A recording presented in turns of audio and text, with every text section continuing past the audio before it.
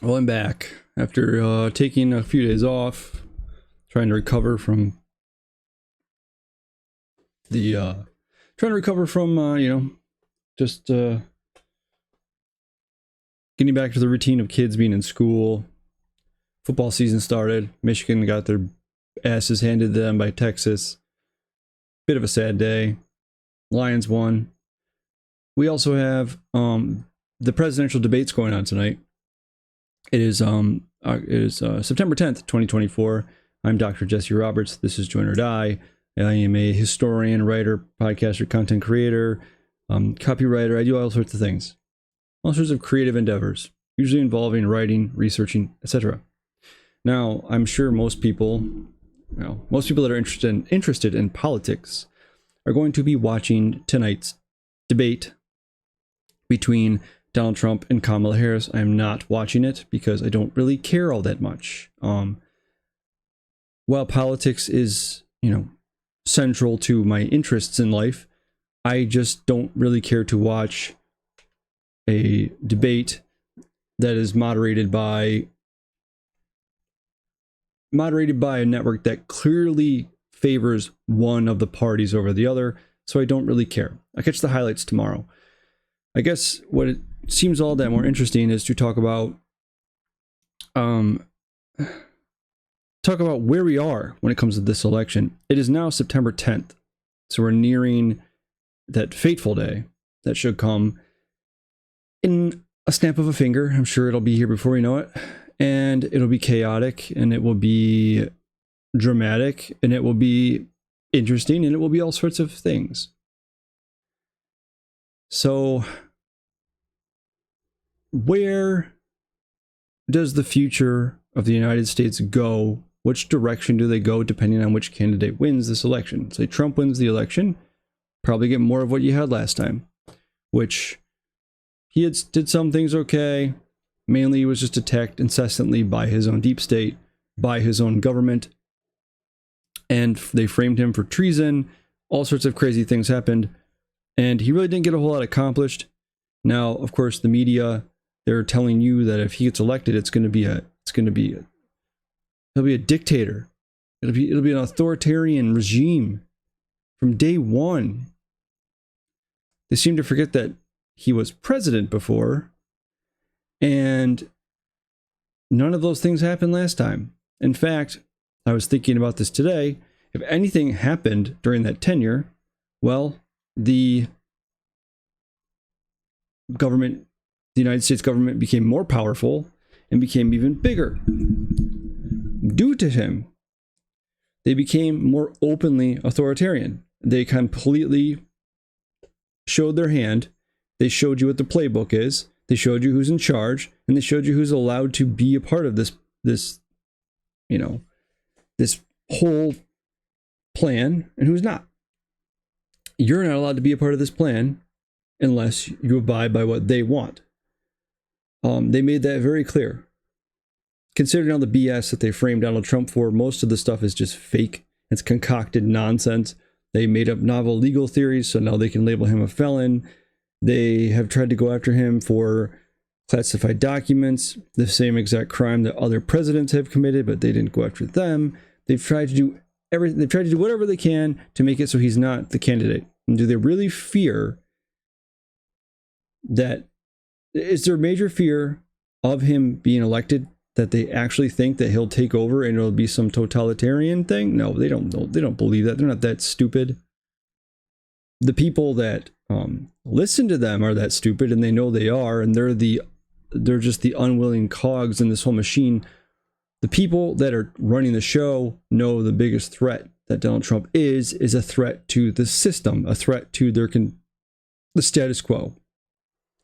He's a threat to the continued blowing of American taxpayer dollars, even though he did just as much of that, but he is going to be less so of the military industrial complex candidate, and he'll be less of the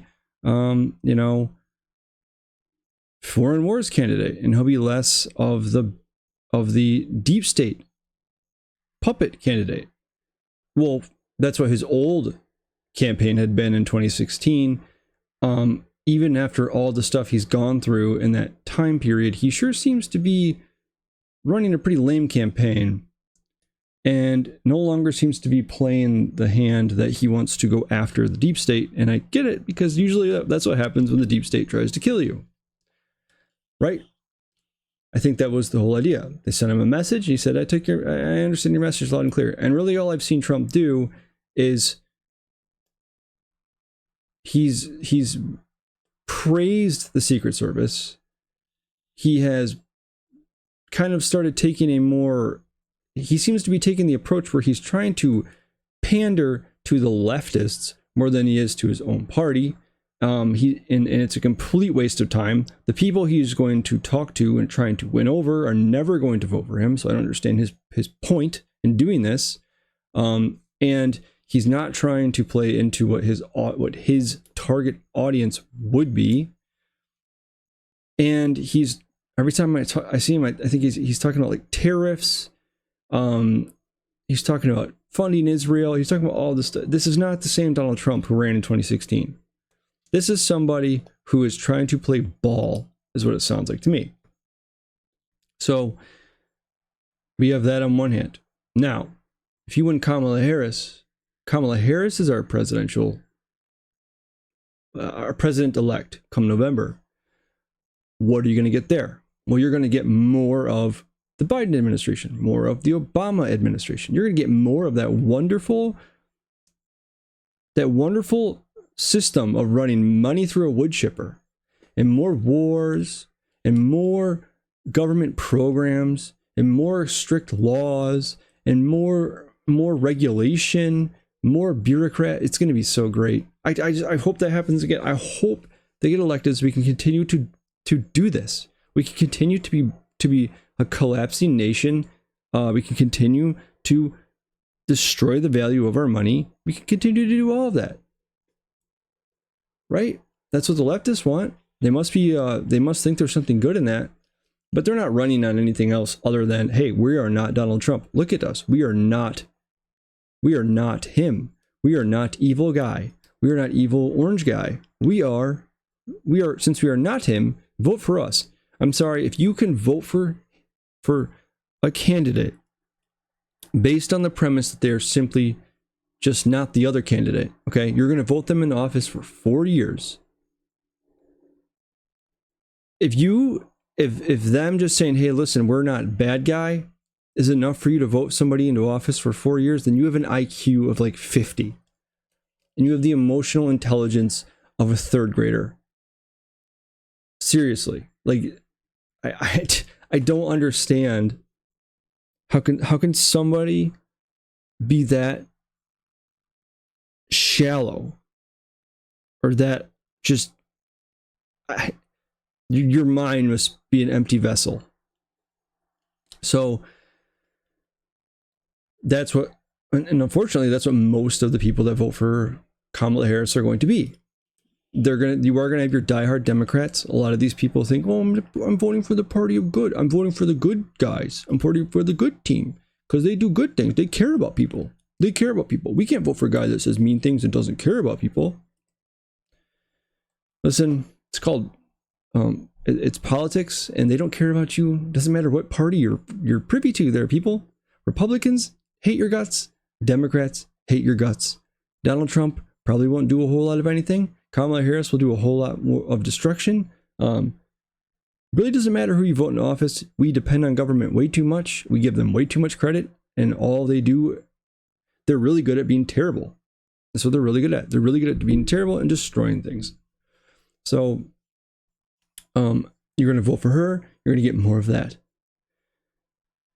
Recently, I'm sure you've all seen it. I briefly touched on this last week.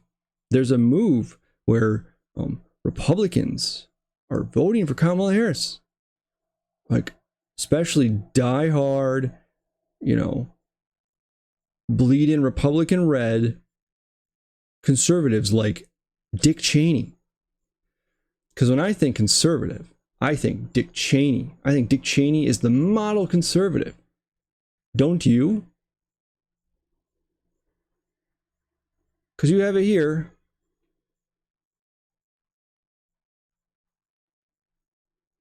He's endorsing Kamala Harris, as is his daughter, neoconservative Junior.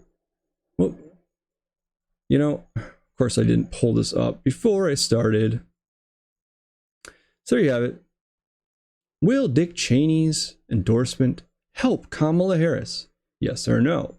I don't think anybody really cares. I think whoever you're going to vote for at this point, your mind is made up. And I feel like most people that are sticking with the Republican Party at this point will look at Dick Cheney and go, you all can have him. Please take him off our hands. Why would you go around and advertise the fact that that dude is voting for your candidate? Why are they happy about that fact? Do they not know who he is? Do they not know what he's been responsible for in our history?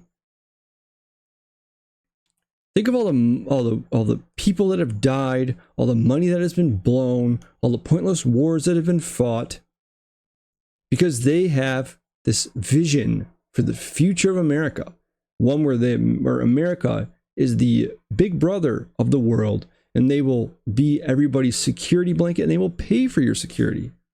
And we need to go in and we need to make democracy. It's like a Woodrow Wilson philosophy. We need to go make the world like America. We need to go bring democracy to places that don't have it. Dick Cheney, in case you're unfamiliar with the history of this, was George H.W. Bush's Secretary of Defense. Okay? Do you know what happened during that time? Let me tell you. We fought a war with a country called Iraq. The Gulf War. So we went into Iraq, who had been fighting Iran for a very long time, and we bombed the crap out of them, and we destroyed their army in like 10 seconds.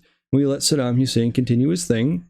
And then we decided to spend the next decade trying to slowly institute regime change in Iraq. And then when George W. Bush got elected, they made Cheney George W. Bush's vice president. And George W. Bush served 2 terms with Dick Cheney as his vice president for 2 terms. And we fought wars in Iraq and in Afghanistan, and it was a completely pointless waste of money. This guy, that's Dick Cheney, okay? The guy who, think about WMDs.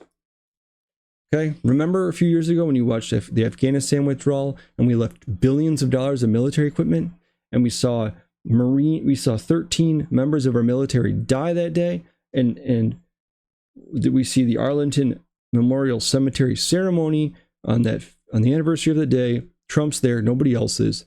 Think Dick Cheney, okay? Think war, think big government, think surveillance state, think Patriot Act, think all these great things about that administration. That's the guy that they are saying they're happy. They're happy that he's on their team.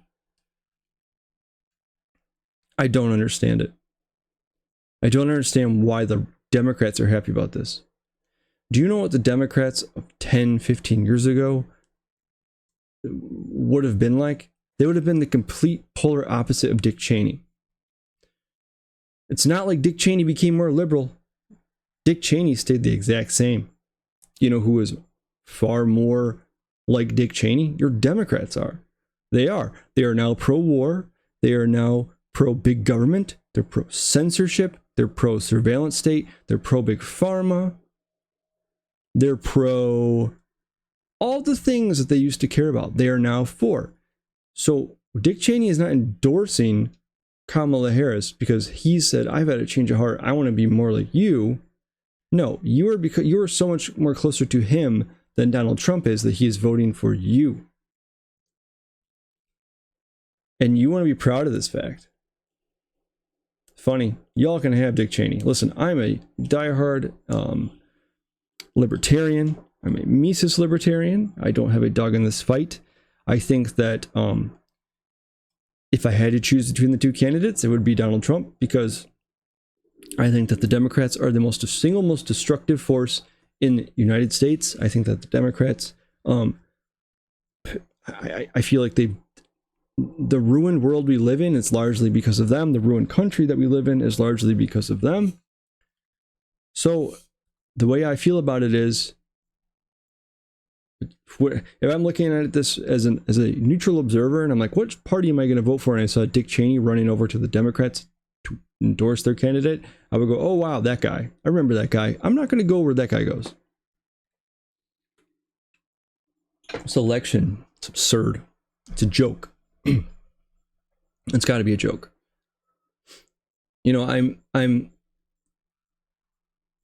wholly under the impression,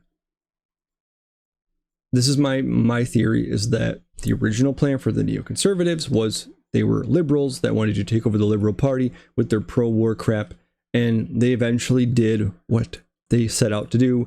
Look at all the major neoconservatives are now anti-Trump. They are now switching parties. You're talking like Bill Kristol, Dick Cheney. I mean, all the good old neocons have infiltrated the Democratic Party. A lot of them have like prominent positions at major networks now. And they have a lot in common. They really do. I don't know where they stand on cultural issues. It doesn't matter. Their vision for America is the same, and I'm going to tell you now that there was always a singular vision. There's not much disagreement between the establishment candidates on either side, except for when it comes to things like abortion or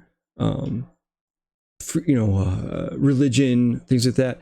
Overall, they tend to support the same wars. They tend to support the same big government stuff. They tend to support the government spending. They tend to support the proxy wars, the giving money to other countries. They tend to support the same things. There's not much of a difference between them.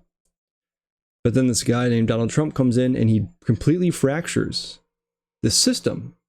This thing we had, this great thing that we had, he ruined it.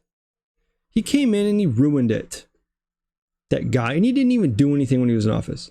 This authoritarian crap, it's just so tired. It's like, shut up. Nobody cares, okay? Well, I take that back. The people that care are the idiots that listen to that kind of stuff and think, oh, that's true. Oh, wait, he wasn't president before. They're the same people that are like, oh, Kamala Harris is not, we don't know who she is. Well, let's just pretend like we don't know she's vice president. Biden was sharp as a tack. Now Biden is not. Nobody's running the country, but who cares? We're only on the brink of like World War III. Who cares? I don't even know. That's just living. You're living in literal fantasy world. It's like you're 7 years old. This is the world I make up in my head, and this is how things are. So if you believe that he's an authoritarian and he's a totalitarian and he's the second coming of German dictator guy and blah blah blah blah blah blah, like I'm sorry, you're hopeless. Like you cannot think for yourself. There's a reason why so many people think the same thing. There are lots of people that don't buy into that narrative, that can disagree with people on their side of the aisle about things. Okay, they don't have to all fall in line. Where 90% of the people who support Kamala Harris will be in lockstep about all the issues. They probably overwhelmingly support the war in Ukraine. They overwhelmingly want, Roe v. Wade reinstated. They overwhelmingly want big government. They overwhelmingly want a welfare state. They overwhelmingly want, you name it. Open borders, like this stuff. Like they will usually be in lockstep about these types of things. Maybe not in private, but openly they will be. If you want to ruin your political career as a Democrat, or you want to ruin your social circle of Democrats, if you are one, go ahead and disagree with them on anything. It's a real quick way to ruin your friendships. So going forward, Kamala Harris wins, you'll get more of the same. If Trump goes forward, I don't know what will happen, but all I know is that Trump will only be president for 4 more years, and then you'll have to deal with what's next. Listen, the thing that we have right now has been a long time a building, people. It's not just like this. It's not this thing that popped up because of Kamala Harris. This is like decades in the making of we're going to build America into this thing, an imperialist thing. We're going to build it into the American empire. We're going to fight our endless wars. We're going to have our big military. All the things, okay? That is not something that happened overnight. So even if Trump wins in this election and he's president for just 4 more years, you still have to continue doing this thing every 4 years, fighting this thing off. Me, I'm of the impression that less government, the better. Less anything. I don't want any of it. I don't care. Go ahead and argue with me about who's going to pay for the road. Who's gonna police people? I don't care. I don't care at all. I don't want any of it. It's not beneficial. Okay? It's not. You can't convince me that anything they're doing is benefiting my life in any way, shape, or form. Oh, you get roads to drive. Okay, well then we'll privatize that. Okay? And give it to them. How about instead of giving a bunch of money to people to go out and build the roads that can take 17 years with construction barrels set out, maybe we'll let the person who does the job best do it, and they'll do it faster. Imagine that. Imagine about the thing called the free market, where there's actual competition and a meritocracy. But no, we want big government. So, a few things I wanted to kind of talk about.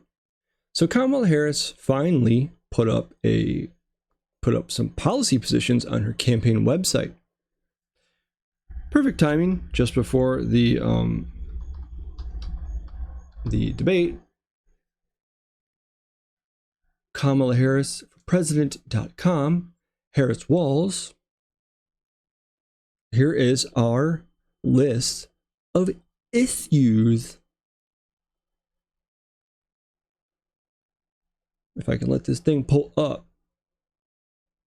Come on now. Forgive my slow computer.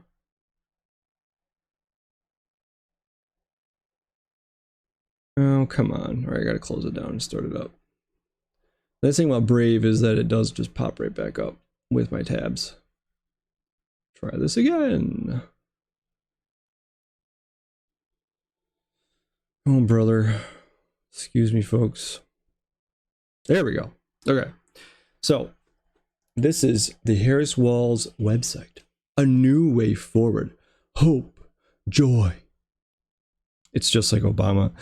Hope. Believe. Joy. Here we go. Ready for this. This is your laundry list of details. Blah, blah, blah, blah, blah, blah, blah, blah, blah, blah, blah. So, here we go. Of course, they have to have a tab in here. Trump's Project 2025 agenda. Which is not Trump's Project 2025. I was driving in the car, dropping the kids off at school, and a radio ad pops in my speakers while I'm listening to Sports Talk Radio. And what do you think it was about? Trump's Project 2025. He wants to take away the power of the bureaucrats. He wants to go back to a constitutional version of our republic.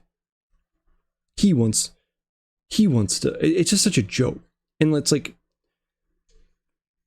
you know, they have nothing when they're still they've been going with Project 2025 so long that like nobody even really buys that it's his. Even people on CNN are like, it's not his thing. And they're still going with it. You know, they have nothing. You know, your campaign's a joke. So I'm not going to read through all this garbage, but you know, it's just the same old stuff. We're going to cut taxes, and we're going to make rent more affordable, and we're going to grow small businesses by subsidizing crap. We'll give them tax deductions. We'll take on corporations. We'll make them pay their fair share. It's just so dumb. Ooh, we're gonna lower healthcare premiums by an average of about $800 a year. You know what we should focus on instead of just making healthcare more affordable? We should try to make people healthy. Maybe we should do that. Maybe we should stop letting big food and big all this and that throw their crap and their crappy byproducts and all the things that we shove in our bodies. That might be a good idea. Protect Social Security and strengthen Medicare. Okay, who's going to pay for that? Support American innovation and workers. the CHIPS Act, which didn't work, the Infrastructure Act, which didn't work, the Inflation Reduction Act, blah, blah, blah, blah, blah, blah. It's so dumb. So, of course, they have to have their little blurb about the 2025 agenda and your fundamental freedoms, talking about Roe v. Wade. Now, Trump has never said once that he wants to institute a national abortion ban. He has never said that. He's actually said that some of the laws they're coming up with these states, like 6 weeks or whatever, that's not, they need more time to have it. He is not a pro-life candidate, not in the least. He has taken credit for Roe v. Wade being turned over, but that has more to do with the states getting their rights back than anything else. Now this is a funny thing here. So Donald Trump is a convicted criminal who only cares about himself. He's proven that time and time again, caving to the gun lobby, doing nothing to address gun violence, to killing the bipartisan border security deal. There we go. We have to throw that in there. That would secure America's border, keep America safe, la la la la la. If elected, President Trump will implement his Project 2025 agenda to consolidate his power, bring down the Department of Justice and the FBI under his direct control, so he can give himself unchecked legal power and go after his opponents and rule as a dictator on day one. Not only will Trump fail to tackle violence in our communities or fix our broken immigration system, he will make us feel less safe. Well, he did a pretty good job with immigration anyways, but he says we should get over gun violence. Yep, I'm sure that happened. He's pushing for more guns in our streets, wants to armor. Okay, so anyways, this is the funny thing here. Notice how he killed the bipartisan border security deal, which that would secure our border. It's funny how it was very, very politically convenient for that bipartisan border security bill to get crushed. And then by executive order, you finally decide to shut it down. Now I got some other things on that note I want to share with you, but I will get to that next. So you have that. So this is more stupidity and dumbassery. Okay, so the Department of Justice and the FBI will be under his direct control. Oh, they won't have free reign to do whatever they want. They're going to put it back to the way it was intended originally, but also, does anybody believe for 2 freaking seconds that the FBI and the DOJ would listen to Trump on anything? Does anybody believe that any of the deep state or any of the bureaucrats would? They were actively working against him the entire... This idea that you just go into office and I say, okay, do insane, evil, totalitarian thing, and they will just do it is preposterous. These are human beings that run this thing that have their own biases and their own willingness to do things, and we all know they would only be willing to go after him, Republicans, or whatever. They're not willing to go after Trump's political enemies because of his whims, which is not going to happen anyways, okay? There's plenty of people that deserve to be locked up for the things they've done, plenty of people that deserve to get in trouble for the things they've done, the wars they've started, the lies and the countless sums of money they've blown, and all the fraud and all the corruption and all the... Don't even get me started, okay? But this idea that he'll bring them under his power and slam the gavel down and they will go and do whatever he says because they have to. Because in this country, whatever the rules say, we do it. Because that's what we do. We don't do corrupt things. We don't weaponize our justice system. Joke. So, interesting enough though, on this note, Kamala Harris actually plagiarized Joe Biden's campaign policies for her website, according to Breitbart. VP Harris, her campaign plagiarized policies from Joe Biden's campaign website, copying and pasting onto its issues page Sunday, 7 weeks after Harris entered the presidential campaign. Posted a set of policies on Sunday. These policies were published just 48 hours before the presidential campaign's first and likely only debate on Tuesday. The New Republic, a left-wing outlet, reported Monday that several parts of the new policy section had simply been lifted from Biden's website, even including material that called for Biden's re-election. In an article titled Embarrassing Copy-Paste Plagues, Harris's launch a policy platform, the New Republic reported Monday, shortly after Kamala Harris released her policy agenda on Sunday evening, users on X spotted something in the metadata. Much of the language appears to have been lifted from Joe Biden's campaign website. On Sunday night, X user Corinne Green pointed out that the issue section of Harris's website contained metadata, with language urging voters to re-elect Joe Biden. This language was visible when links to the campaign site were shared and the website's description on Google searches. Does anybody feel shocked by this revelation? Does anybody actually think Kamala Harris is sitting down, coming up with her own campaign policies on anything? Do you think that she actually has a vision for the country that she wants to instill? I think she's just an ambitious politician. I can't get inside the head of ambitious politicians that do things without really any purpose. Like, what's the end goal? You don't want to make America a greater place. You want your seat at the big kids table. You want to be our overseer, our monarch, our king. That's what they want. So the fact that they copied and pasted stuff from Biden's website is not shocking in the least bit. From what I can gather from watching her do anything when it comes to that 10-second interview, to campaign rallies, she just seems like somebody who doesn't actually want to do the work. She doesn't want to sit there and figure out campaign policies. She doesn't want to figure out what her administration would do. She just seems like somebody that, like, look at what she did with, now she's going to be a border hawk, and now she's going to build the wall, and now she's going to do no taxes on tips. She's just plagiarizing Trump's campaign. And it's like, wait, what?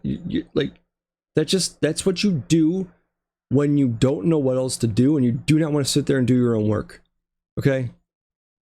That's what it is. She's filling out the discussion boards for her online class. She's like, I don't want to do my discussion board replies. I know. I'll read what everybody else wrote and I'll just, there we go, done. That's what she's doing. She doesn't want to deal with this. She doesn't want the stress of this. She never expected to actually be the presidential candidate. Why would she? For after years now, she's been the most unpopular vice president in history. She flopped completely on her presidential campaign. She accomplished nothing as a senator. The fact that she was even running for president in 2020 to begin with is very odd. She probably didn't expect this was ever going to happen, and she's probably just disgustingly overwhelmed by the proposition that she has to come up with policy plans. Who can blame her? You were just kicking back doing nothing as VP. You liked that gig. Now you're stuck being the potential president. So you have to come up with your own campaign policies. I know I'll just copy and paste. Like this just seems like this campaign in a nutshell. Does it not? Sure does to me. Like, the laziness, and listen, I think everybody on her campaign seems to think like a high school kid or something. Like the social media stuff. I just, some of that stuff I'm like, are you, like, you should probably fire the person that did this, because they're going to get you in legal trouble. Like, hot water here. You're going to get sued for like defamation because of some of the stuff they say. And they do this thing where they take these 10-second clips out of context and they'll write a caption that doesn't say anything that the actual video says, and they'll put it out, and they're idiots that want to support them will just go, wow, can't believe that Trump would say this, or Vance, and it's like not even what the video says. Or it'll be like, you can make anything look bad out of context. Okay? You could take my videos and do that. And it's like they have like social media teams of people that recently graduated from like some state schools or something that can't get jobs, and they're like, you know what, we'll throw these young people in. They're all terminally online, so they know internet culture. They know how to attack people online. Young people are good at that. We'll hire them. We'll put them to work doing that. Let's do it. Okay. And like there was one In fact, I'll show it to you. That I was kind of mind blown that they even had the audacity to do this. Let me go to my own thing here. This was a few nights ago. I haven't really been active on Twitter this week. Football season is my jam. I love it so much. And I'm just like, ugh, I'm totally in the mood for that. And it's one of those things where I'm just like, sometimes you get burned out on the craziness of the world, but I got to keep moving forward. This is what I'm doing. So here we go. This is a thing from Kamala HQ, which is her campaign Twitter page. And it says here, JD Vance, let me pause this all before you can listen to it. JD Vance responds to the deadly shooting in Georgia by saying school shootings are just a fact of life and attacking common sense gun safety reform. Now look, the Kamala Harris answer to this is to take law-abiding American citizens' guns away from them. That is what Kamala Harris wants to do. She says, look, I don't like this. I don't like to admit this. I don't like that this is a fact of life. But if you are a psycho and you want to make headlines, you realize that our schools are soft targets. And we have got to bolster security at our schools so that a person who walks through the front door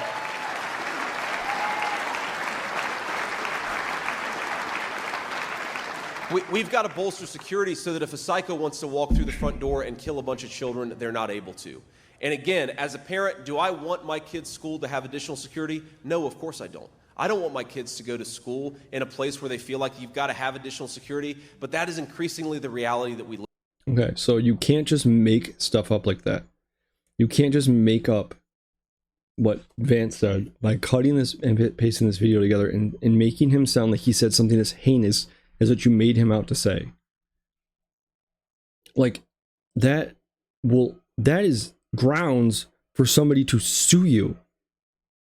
You can't just make stuff up. They did that. Tim Pool was one that they called him like a Project 2025, like a Project 2025 agent or something, and like said all this stuff, taking him out of context. And Tim Pool was like, okay, screw you, I'm suing you then. Like, I've seen this happen. They are doing this thing where they are just putting words in his mouth. Excuse me. They could get him and to get them into hot water. And you can't just do that. You can't just make that up. Now, I know that I know that they feel invincible because of who they are. You know, the Justice Department is on their team, what have you, but it doesn't matter. You can't just do that, right? That's how her campaign is being run. It's being run by people that just do stuff like that. I'll just make up, who cares? That's what we do. It's politics, so we just lie. We make things up. Well, no, you can't just make things up. They do it about Trump all the time, but you know, they say Trump just lies. He lies. We don't lie. But so does the copying and pasting thing really shock you at all? It doesn't shock me at all in any way. Excuse me. I'm losing my voice. I mean, that's how the whole campaign has been run. It's just run by amateurs. It's run by people that don't seem to know what they're doing. They have a few months to do it, so they're desperately doing whatever they can, no matter how insane or stupid, to basically just go, listen, Trump's a bad guy. We're not Trump. Vote for us. Vance, bad guy. Vance, weird guy. Like, this is just they just seem desperate, completely desperate. You know, the debate's going on right now. If you're watching it, I don't know how it's going. I don't really care all that much.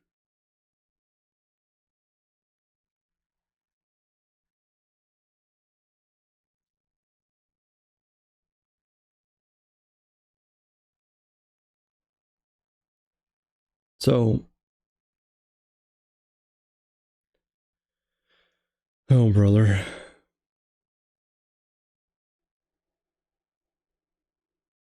So, apparently, apparently Trump, this was the thing that was supposed to happen was they're going to push Trump's buttons. They're going to make him go on the attack mode. He needs to just not give in, which sounds like he's giving in. Whatever. Does this debate really matter that much? It could benefit Kamala Harris to a tiny degree. I don't think that much is going to change at this point. So now there's another thing. So notice how we've been hearing about the Biden administration for months now has done a good job on cutting back on the border stuff, right? Well, they're doing a good job curbing immigration. Finally, they give them the credit, right? Give them the credit. They're just doing so great. Well, interestingly enough, I was reading an article. It was Victor Davis Hanson is a historian. He does a lot of political commentary. Well, like me, I'm a historian that does political commentary. I mean, Victor Davis Hanson's like, people know who he is. Nobody knows who I am. Maybe someday. But he wrote this article about just basically how awful things have become under the Biden administration. How globally the global political situation for the United States has really faltered. And a big thing he was talking about was it was the president of Mexico, a man named Andres Manuel Lopez Obrador. The president of Mexico is on his way out, I believe, elected in 2018. So I don't know. I don't really know much about Mexico, honestly. It's kind of it's touching our border. I feel like it's something we should know more about. According to Victor Davis Hanson, he's going straight communist. I'm trying to find this guy about Andres. I don't know. I don't speak Spanish. Mexico 2018. Okay, so this is what Victor Davis Hanson wrote. This is just midway through his article. The article is titled "The Biden-Harris World is Afire." It was on amgreatness.com. It was written yesterday. And it says, Mexico's outgoing president, Andres Manuel, I know, I'm sorry, if you speak Spanish, I'm sorry, I'm butchering this. Okay, I'm not good with this, with the accents. Andre Manuel Lopez Obrador has now unabashedly gone full communist as he preps the way for his even harder left successor. Obrador is seeking to destroy what is left of Mexico's democracy. AMLO, so his initials, the acronym AMLO is just his initials. Remember, bragged of the tens of millions of illegal aliens that Mexico drove out and into the U.S., especially given the $60 billion in remittances they send to prop up an otherwise failed narco state. In retirement, he will brag that he was the first Mexican president to destroy the U.S. border. He even urged all Mexican-American expatriates to vote anti-Republican for the next few months. He will cooperate with the U.S. to slow down the influx northward in order to allow the Biden-Harris administration to claim they are for pre-November 5 election cycle. Sorry, that was kind of a weird term. Border security. They are for border security before the election, and thereby help Harris get elected and welcome in another 10 million illegal aliens. In his delusion, AMLO, who proved one of the truly dangerous anti-Americans on the world stage, thinks he is winning phase 2 of the 19th century Mexican War. In fact, all he is proving is that millions of Mexicans want out of his country and only romanticize it when they are safely and permanently distant from its numerous failed paradigms. So, I didn't know much about that as far as who the president was, so I did some digging today, and it's an interesting part of the whole. The number of border crossings has decreased significantly, right? A lot of it's because Biden finally had to bite the bullet in the election year and did the whole executive order. So you have that. But notice in there, the Mexican government has agreed to help curb that, try to curb immigration. I looked this up, and it is, come on, I'm in refresh here. So annoying. There we go. So I looked this up, and so this is true. That, first of all, it's true that there are a lot of you know, there are a lot of Mexicans that had immigrated to the United States and are now citizens or what have you, okay? And the former, or the current president, soon to be former, AMLO, is he has been a popular president for many of the Mexicans that live in America, and he is simultaneously trying to get them, since they can vote in the United States, to support Harris, or support the Democrats. But in this turn, you know, this election would be to support Harris as a way of allowing. So there's a few things here. Okay, so it's not just to allow open immigration. It's to help Mexico. Remember, Kamala Harris's original thing was she's trying to figure out why there's immigration in the first place, right? So part of this is this Mexican president is under the impression that the Democrats will be more likely to help fix the issues that are leading to immigration. What do you think that means? I'm going to go out on a limb here and say, that means money, money, money, money, money.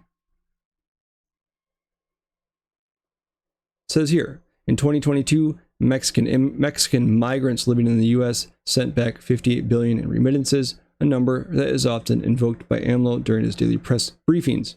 Our migrant communities have this double responsibility. Not only do they sustain two nations economically, but they also play a fundamental role in the politics of both, said Carlos Castillo, a former Morena representative from Mexico City who attended a meeting of the Institute in New York last November.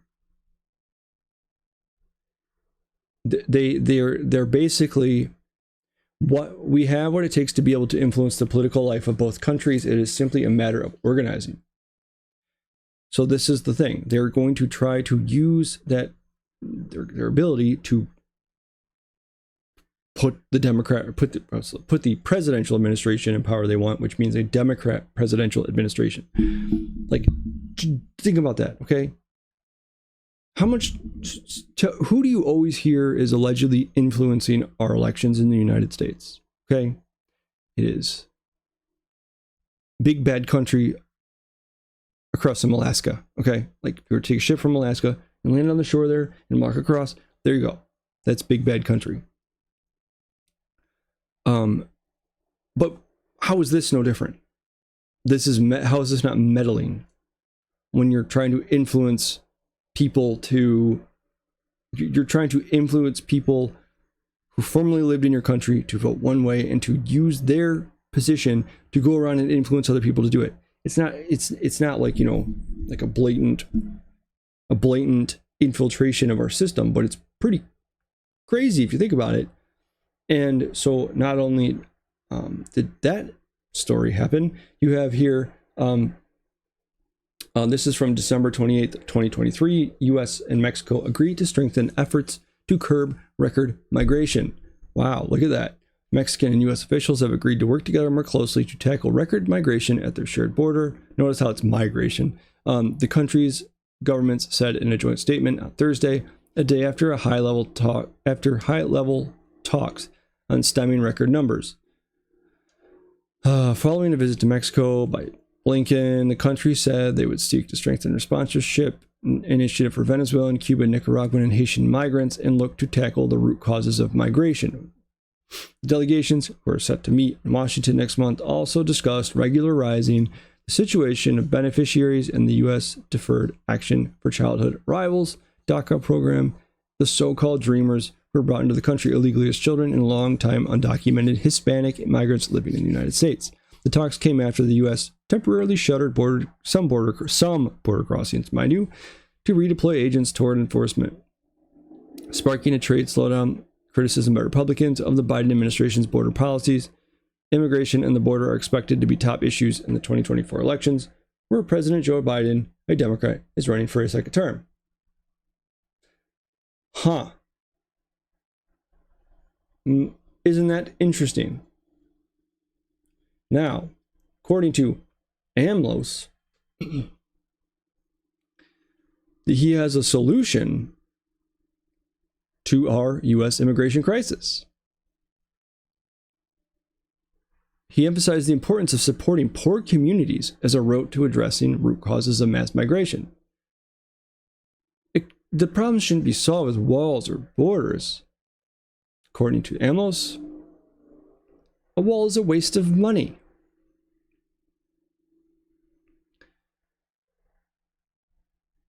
Let's see here. Well, he said the best way to address mass immigration was to support the countries of Central America and the Caribbean with poor communities. Those who abandon their family, their community, do not do it out of pleasure. They do it out of necessity. Do you hear what this guy is saying? Whose problem is it that these people have to leave their country because they're poor? Whose fault is that? If you're an American, that's your fault. If you're an American, it's your problem. This is the thing that's so infuriating about this is, okay, so in case you're not familiar with the history of American politics, there was around the turn of the 19th century, the turn of the 20th century, progressivism became a thing. Progressivism was there's not really like a definitive term as to what it meant to be a progressive, but what it is we're in a place in this country now where there is stark differences between, you know, people that get to live a good life and people that have to live a crappy life, okay? And people had the luxury of starting to care about those issues. So we started to make them the government's problem, or try to make them partially the government's problem, right? There was a lot more activism. There was a lot more, we need regulation because the food industry is a mess and people live in terrible conditions. We need to fix, you know, there's things that there's merit to that, right? Yeah, that should be it, but the government shouldn't be the solution to that. The government will do a terrible job at everything. Why do you think people that live in crap hole cities they vote Democrat their whole life and they're still in the same scenario? Because those people are just telling them what they want to hear so they can get their vote, okay?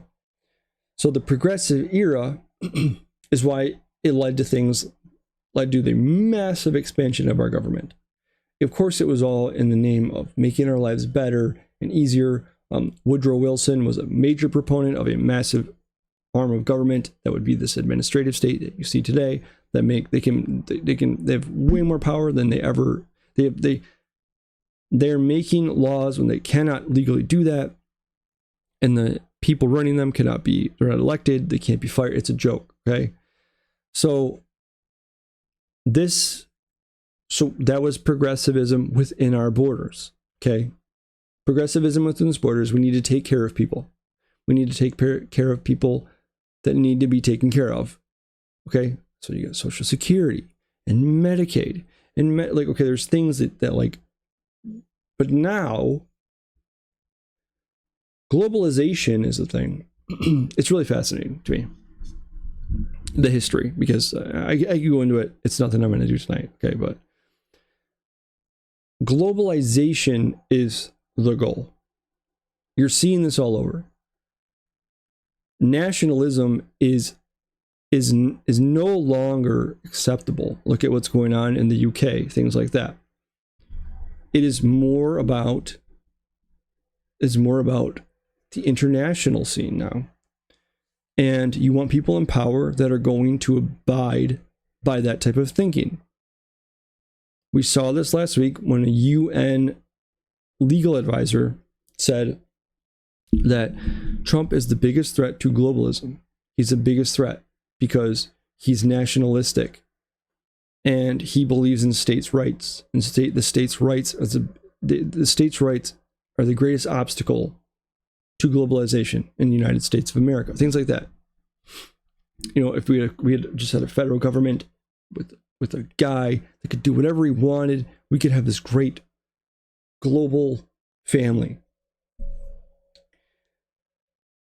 This president of Mexico is saying that the way to solve immigration is just to fix the problem. And the problem is poverty. The problem is they need money. The problem is they need infrastructure.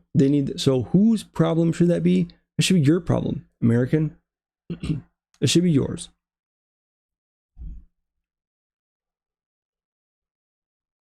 Which candidate do you think will be best for globalization? Oh, you guessed it. It's not Trump. It's the same party that's been pushing for this for a very long time. Going back to going back to Woodrow Wilson. Now, as a historian, as a libertarian, and a historian, I have to admit to you, Woodrow Wilson is my least favorite president ever. He coincides with FDR and, you know, a few others, but I think Woodrow Wilson was a catastrophe, and what he did set us on the course to destroy this country. Woodrow Wilson had the epiphany of globalization after World War I, where we would rebuild the world in our image. Okay, and his policies continued forward, and his idea continued forward. You have the United Nations, which is essentially an offshoot of the League of Nations, which is what Woodrow Wilson tried to start after World War I. It's the same concept. Globalization was always a goal. Once we could fix our crap in the United States, then we can take care of everybody else's problems. We'll be a big, happy family. Well, who benefits from that? Well, the people that run it benefit from that. It's not going to be great for your average citizens. You will own nothing and be happy, remember? So this thing going on with Mexico, they're working alongside with our government to curb immigration because it will be beneficial in the upcoming election. Meanwhile, and they're telling people in the country to vote for Kamala Harris. Meanwhile, they're also saying you need to help us solve the problem, the root causes of immigration. That is, you need to pay for it. You need to find a way to fix poverty that we've created. Not you. We're not financially in a situation. We may be the wealthiest country in the world, but we are a far cry from being able to fix other people's problems. We've spent tens of trillions of dollars, and it's benefited nobody. It's not done anything to fix poverty in the United States. We actually have a crisis right now. Homelessness is a crisis. We have immigration as a crisis. Immigrants are flooding here and they're getting taken care of by the US government, but Americans are getting left behind. And somehow we're supposed to jump in and solve your problems. This election is just there to serve as a continuation of everything going forward. That Kamala Harris is a part of the Biden administration. This will be a continuation of that. It's just, and the Biden administration has been nothing short of disastrous. Biden was touted as this guy with decades of foreign policy experience. He was an expert. He was the best they had. And he's done nothing but destroy America's standing on the world stage. He's done nothing but create a very unstable situation worldwide. And he doesn't care about getting us out of it. He's not even running. He's not. What is he even doing now? He's probably not, like, you don't ever see him do much of anything except for sit behind his toy desk and sign bills sometimes. But this is where we're at. Like, you're voting this election, that's your choice. Now, if Trump gets elected and he's in office for 4 years, guess what that's going to do to stop this wave of potential policy going forward? It's going to do nothing. They're going to sit there. They're going to spend 4 years demonizing him. They're going to spend all their energy trying to slow his ability to do anything. Then when his term is done, they're going to go right back to shoving establishment candidates at you. They're going to try to give you, Jeb Bush and Hillary Clinton as candidates type of thing. And it's going to continue. They're going to continue to hate your guts.